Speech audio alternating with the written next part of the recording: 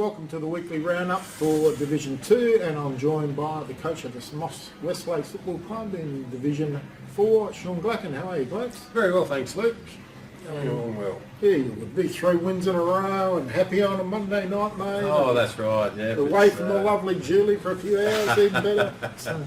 Yeah, no, it's nice to be here, especially with a couple of wins behind us, so looking forward to the rest of the season. We, our first game of Division 2, saw PHOS Camden host Broadview. Both sides were travelling pretty well and turned into a really good match. So it was PHOS 11-13-79 accounted for Broadview 8-10-58. So yeah, good win to PHOS. It was, and just looking at the quarter by quarter scores, it was pretty even all day, and yeah, it must have been a terrific game of football, and obviously PHOS just with maybe a little bit extra legs in the last quarter, kicking 3 goals to 2 in the last quarter. Good game. Better players for PHOS, mate?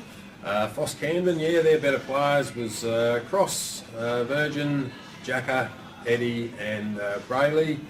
Their goal kickers Williams with 2, Virgin 2, Jacka 2, Tui 2, Bergsma, Tui and Barrow with 1 each. Okay, for Broadview, Thurgis kick 3, Brett Simpson, Mazzone, Slade, Shepherd and Danielle kicked singles. Better players were Fiddock, D. Leonardis, Slade, Daniels and Jacob Fisher. And Jacob Fisher playing at centre back this year, I heard, instead of up there in the forward line. So yeah, Jacko, coaching masterpiece. So yeah, back there. Next game. Now this mob are really good. I've seen them this year. Seen them a couple of times. They're really good. That's St Peter's Old Collegians.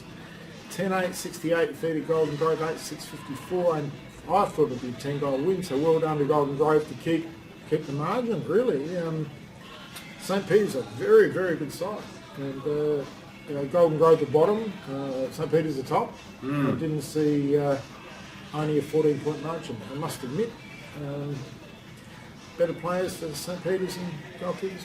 Yeah, St Peter's, better players. Sharp was their best. Trenorden, O'Brien, McClay and Isa were their better players. Goal kickers Jay McClay 4, Sharp 2, McGill, Hargraves, O'Brien and McClay all with 1 each.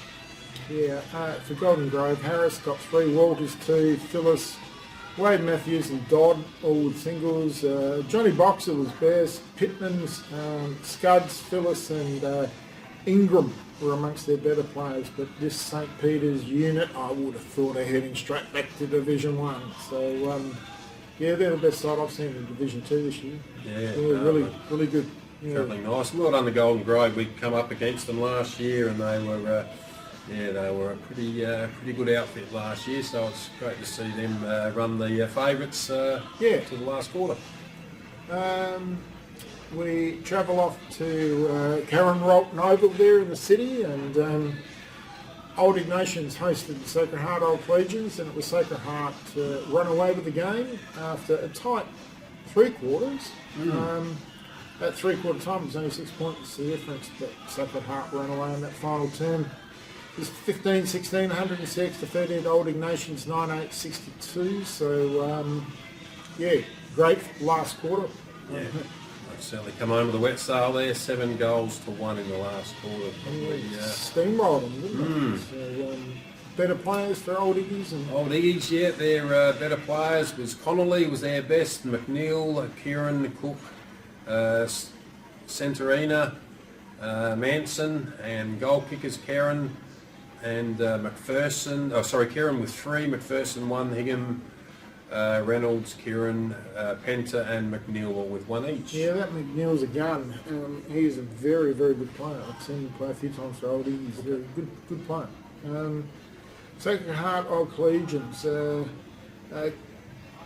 Kakure kicked 6, Turton kicked 4, Parr, Maroney B, Maroney D, Forster and Keane all with singles. So Forster, Kakure Sperling, Peak and Tack were their better players. And have you been to the new oval there at CATERER Oval? Or? No, I can't say I have. Oh, you reckon she's pretty flash, mate? A couple of $1 million there the Sacker and the state government have spent. And Fantastic.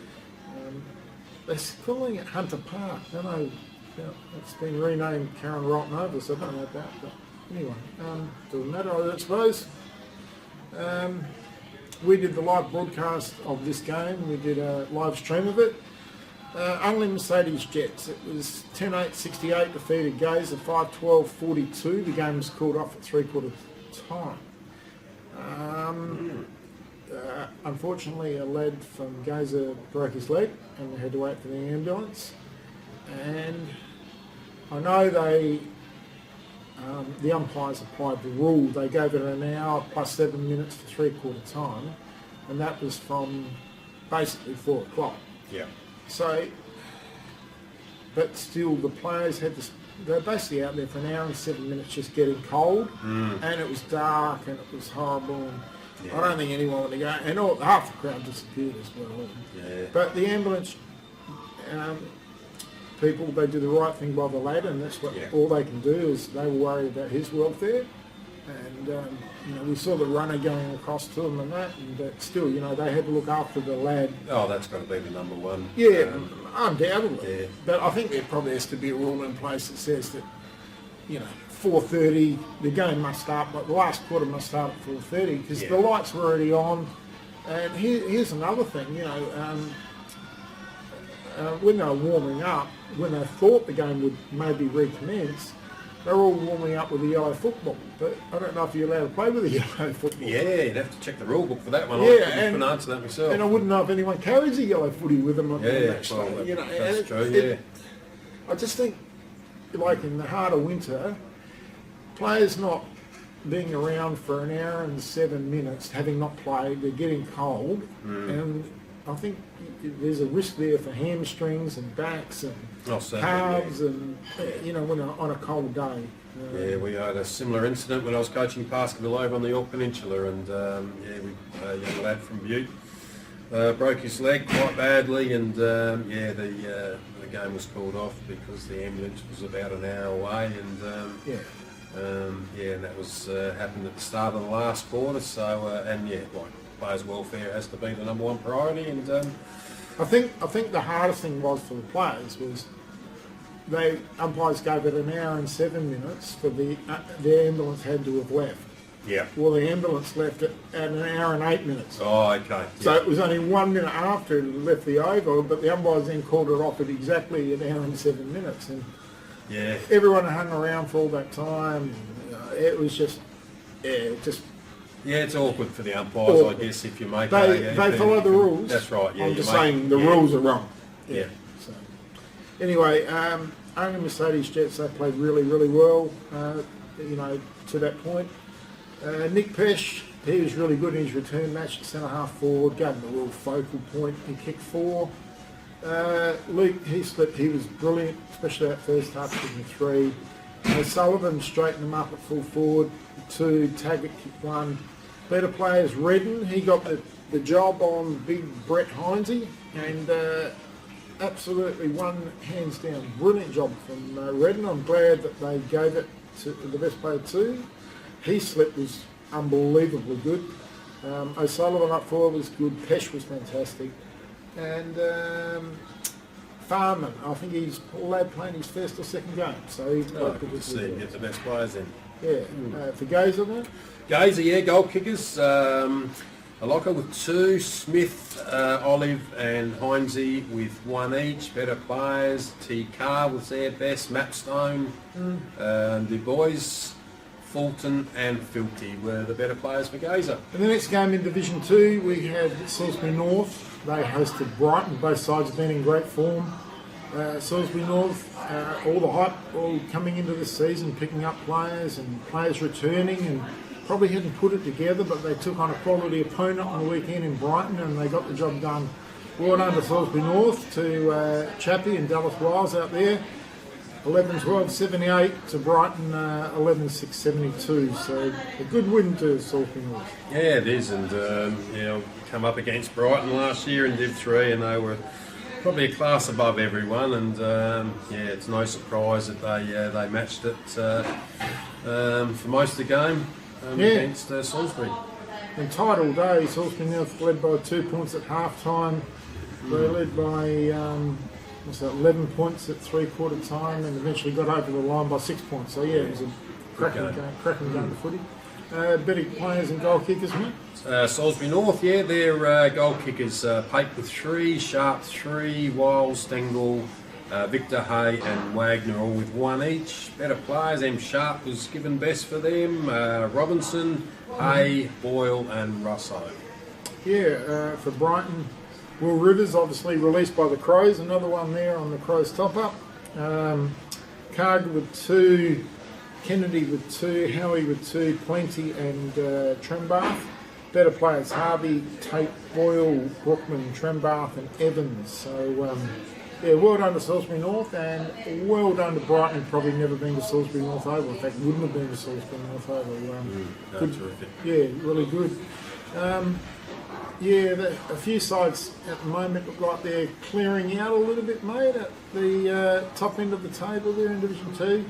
St Peter's are the standout that I've seen. And, St Peter's undefeated. PHOS, we always know PHOS are going to be around the mark, and it's great to see Broadview too. They were struggling last year. That's right. They're 4 wins, 2 losses. Brighton, well, again, we knew them, and Salisbury North make up the 5. And, yeah, but I think the thing here, once again, if you look between top and second, there's only one game, but there's a massive 11% difference, and I think that's reflected when you see them play.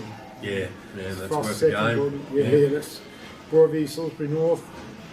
I can't see that changing. I know it's like harder around the mark, but I think Salisbury North might come flying home. Yeah, it's unusual to see Unley and Gaza sitting, 8th and 9th. You would expect a big second half of the year from both them footy clubs. Yeah, well, Golden Grove are in a lot of trouble. They're almost relegation bound. I know it's only 6 games in, but they've already dropped 2 games behind and a lot of percent away, so they're going to have to rapidly improve.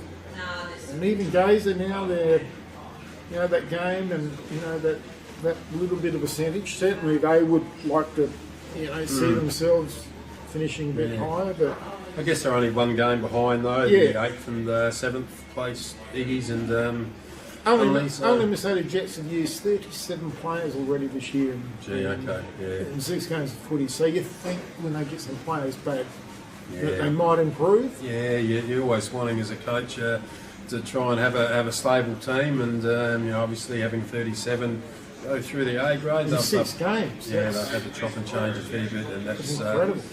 Yeah, it's hard to get the balance, but I think it'll pan out, and they'll once they start to get it. Yeah, they might fly home, and I think that Salisbury North might just fly home too. So, All right then, thank you very much, and we will just festival. We forgot to go over this week's games. Look at this week, Yeah, so jump the gun a bit quick, mate. Brighton, this is match of the round, of course. They host St Peter's Collegians down at Brighton Oval. Yeah, tell you what, should be a cracking game of football, but St Peter's just going well at the moment, and as much as I rate Brighton very high, I can't see him getting over the line of St Peter's. No, I've seen St Peter's, and they've got a couple of the play boys, and they've got Toby Schultz and these sorts of guys, some high quality and big, strong guys. And the thing is, they don't get brushed off the footy at all, St Peter's. This is an unusually... It's a different St Peter's side, because these are all strong-bodied lads. Yeah. And they don't get pushed off the ball, whereas in past days you could push them off the ball a bit easier. Yeah. Big game now, go to Broadview over. Broadview take on old Iggy. Broadview travelling nicely, but want to redeem last week's loss to PHOS. Yeah, I think Broadview at home there. I think they'll get the job done at home. Yeah, PHOS at home. They had a good win last week, sitting second, take on bottom place Golden Grove. Doesn't get any easier for Golden Grove. No, it doesn't. Golden Grove were terrific last week, but again, PHOS going along nicely. So. Yeah, Gaza as well. Doesn't get much easier either. They host Salisbury North at Clemsic. I think that Salisbury North might get a win here. Yeah, I'm with you there. I think Salisbury North just. In what could be the second match of the round, Sacred Heart, they host it at the middle school, not at college. Unley Mercedes, who coming off a really good win last week, starting to get some players back. This could be a real ripper. Yeah, I think Unley. I think Unley. It's away, but like you said, they starting to get a few players back, and yeah, they're an awesome unit, and so was Sacred Heart. But yeah, I think Unley in a bit of an upset. Yeah, I think they can also get them guys like Nick Pesh back into the side, who's just a quality footballer, and they just played really well last week. So yeah, I think Unley might get their job done here as well. So, thank you very much, and see you next week. Thank you.